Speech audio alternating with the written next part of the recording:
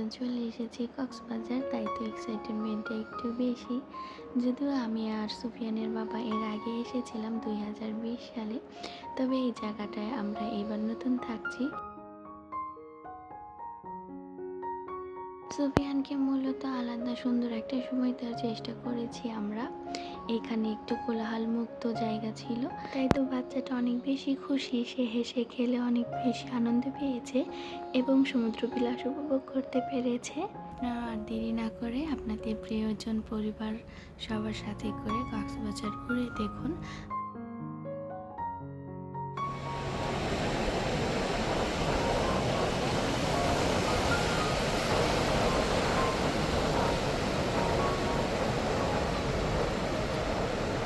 কক্সবাজার সমুদ্র সৈকতে সোনালি বালু, সমুদ্রের গর্জন, নীল জল আর পাহাড়ি মন মাতানো সৌন্দর্য যে কোনো পর্যটককে মুগ্ধ করে। এই যে কত বড় বড় ঢেউ আসছে, আর এটা দেখে আজকে আমরা দুপুরের খাবার খেতে বসে গিয়েছি।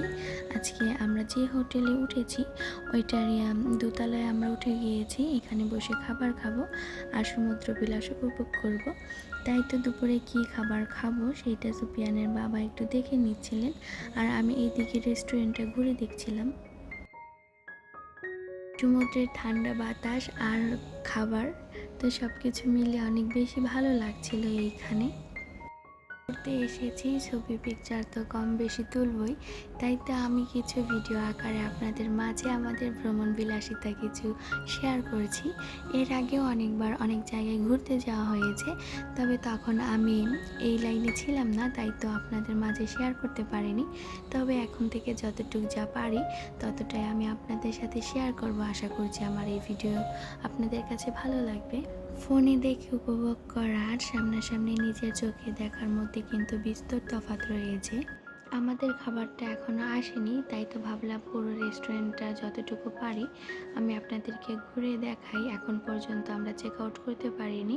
দুপুরের খাবার খাওয়া শেষ করে আমরা আর কি আমাদের রুমে ঢুকবো। এরপর আমরা আমাদের রুম ট্যুর ব্লগ আপনাদের সাথে শেয়ার করব।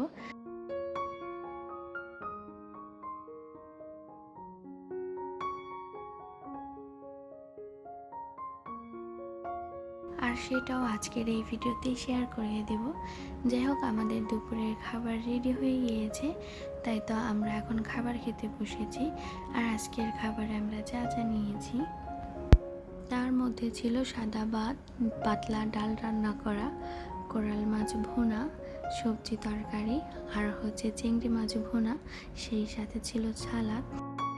সব কিছুই মোটামুটি ঠিক ছিল, তবে ভাতটা ছিল পোলাওয়ের চালের রান্না করা ভাত। ভাতের চাল ছাড়া রান্না করা, কোনো চাল দিয়ে রান্না করা ভাত ভালো লাগে না আমার কাছে, সেটা বাসমতি চাল হোক বা পোলাওয়ের চাল হোক।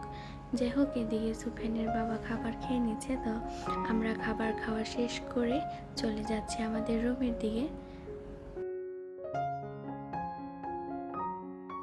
একেবারে নীরব, কোলাহল মুক্ত, একদম পারফেক্ট একটা জায়গা।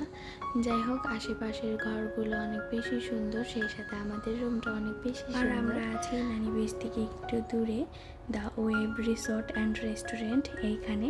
তো এই যে প্রথমে ঢোকার শুরুতেই আমি আপনাদের দেখিয়ে দিচ্ছি আমাদের যে কমপ্লিমেন্টারি থাকে সেইটা। রুমের ভিডিও করতে গিয়ে ঘটেছে একটা মজার কাণ্ড। আমি বাইরে থেকে লক করে ফেলেছি, অথচ ঘরের মধ্যে চাবি ছিল। তবে ঘরে সুফিয়ান আর সুফিয়ানের আপু ছিল, পরবর্তীতে আমাকে দরজা খুলে দিয়েছে। যাই হোক, ওরা এখন গোসল করছে, সাগরে নেমেছিল, তাই তো ওদের গায়ে অনেক বেশি বালু লেগে আছে, আর এখন ওরা পরিষ্কার হয়ে নিয়েছে। আর এই যে আমাদের রুমটায় অনেক সুন্দর একটা বেড রয়েছে, সেই সাথে এখানে ছোট্ট একটা ফ্রিজ আছে, আর ব্যাগপত্র রাখার জন্য অনেক বেশি জায়গা আছে। আমি আসলে অন্যান্য ব্লগারদের মতো খুব একটা ভালো ভিডিও করতে পারি না, যতটা আমার পক্ষে সম্ভব হয়েছে আমি ততটাই আপনাদের শেয়ার করেছি। আশা করছি আমার আজকের এই ভিডিওটি আপনাদের কাছে ভালো লাগবে।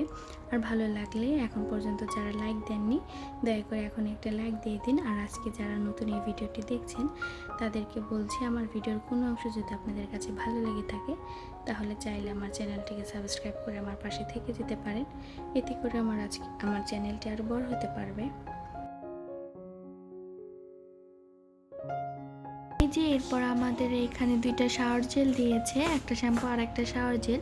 আর এই যে কত কুটি কুটি টুথপেস্ট দিয়েছে, একটা সাবান আর 2টা ব্রাশ দিয়েছে আমাদের ব্যবহার করার জন্য। আর আজকে আমরা এই রিসোর্টে আছি, কালকে দুপুর 12টা বাজে আমরা এই রিসোর্ট থেকে চলে যাব, যখন কক্সবাজার কলাতলির একটা রেস্টুরেন্টে থাকবো, রিসোর্টে থাকবো। সারা রাত জার্নি করার পর শরীরটা বেশ ক্লান্ত, তাই তো বাসায় এসে আমরা আগে কফি খেয়ে নিচ্ছি। দুপুরের খাওয়া তো অলরেডি খাওয়া শেষ, তারপরে এখন কফি খেয়ে আমি একটু ঘুমাবো, কারণ আমি তো বাসে সারা রাত ঘুমাতে পারিনি। তো আমি কিছুক্ষণ ঘুমিয়ে নিয়েছিলাম, কিন্তু সুফিয়ানের বাবা একটু ঘুমায়নি বাসায় রুমে ঢোকার পরে আর কি। তো এরপরে আমরা চলে যাব অন্য একটা রিসর্টে, আমরা যেখানে উঠেছি তার সাইডে, সেখানে সুফিয়ানেরকে সুইমিং পুলে নিয়ে যাব। আমরা যে রিসর্টে উঠেছি সেটার মধ্যে সুইমিং পুল নেই।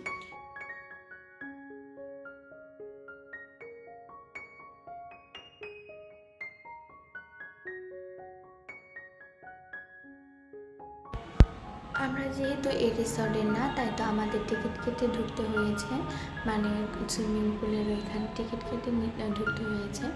আর এখানে এক একজনের টিকিটের দাম হচ্ছে 300 টাকা করে। আমরা যদি এই হোটেলে থাকতাম তাহলে আমাদের ফ্রি ছিল। আর এখন সুফিয়ানের বাবা যাচ্ছে টিকিট কাটার জন্য, আর আমি এদিকে হোটেলটা ঘুরে দেখছি। এই জায়গার প্রতিটা রিসোর্ট অনেক বেশি সুন্দর, অনেক গোছানো এবং পরিষ্কার পরিপাটি।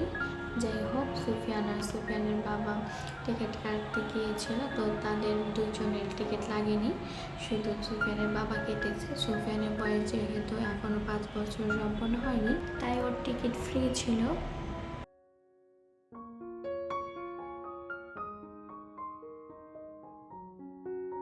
টিকিট কাটতে গিয়েছিল আর আমি বাইরে হাঁটাহাঁটি করে ভিডিও করছিলাম। তো আবার এইদিকে আমাদের 3জনকে আবার ওয়েলকাম ড্রিঙ্কস দিয়েছে, তো সেইটা খেয়ে আমরা আবার চলে যাচ্ছি সুইমিং পুলে। আর একটু বৃষ্টি হওয়ার কারণে এখানে পানিতে নাকি কি যেন একটা হয়েছে, তাই তো পানির রংটা এমন সবুজ দেখাচ্ছে। আর ওরা গোসল করছে আর আমি বাড়ির ফোনে কথা বলছিলাম।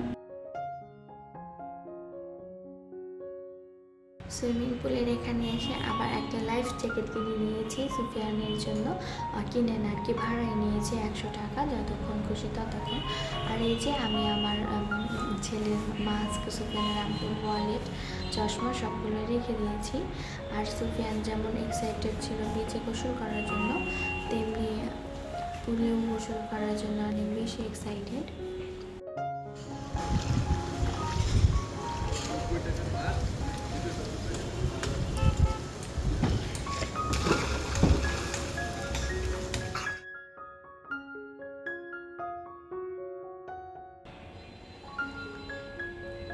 তো সুফিয়ানের বাবা সুফিয়ানকে আবার সাঁতার কাটা শেখাচ্ছে।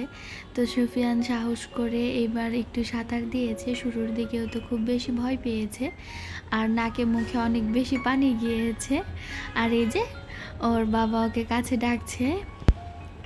লাইফ জ্যাকেটের যেমন সুবিধা আছে অসুবিধাও আছে। আমার ছেলের কানের ওই সাইডে, গালের ওই দিকে অনেক বেশি লাল হয়ে গিয়েছে, মনে হয়েছে যে অনেক বেশি ব্যথা পেয়েছে। ঘাড়ের ওই দিকে এটাও অনেকটা কেমন যেন হয়ে এসেছে। তাদের গোসলের পর্ব শেষ করে এবার একটা অটো ধরে চলে যাব নিজেদের রিসর্টে, কারণ অনেক বেশি বাতাস ছিল, হালকা গুড়ি গুড়ি মেঘও পড়েছে, বৃষ্টি পড়েছে, তাই তো আমরা গাড়ি ধরে নিয়েছি। আমার আজকের ভিডিওটি ছিল এই পর্যন্তই।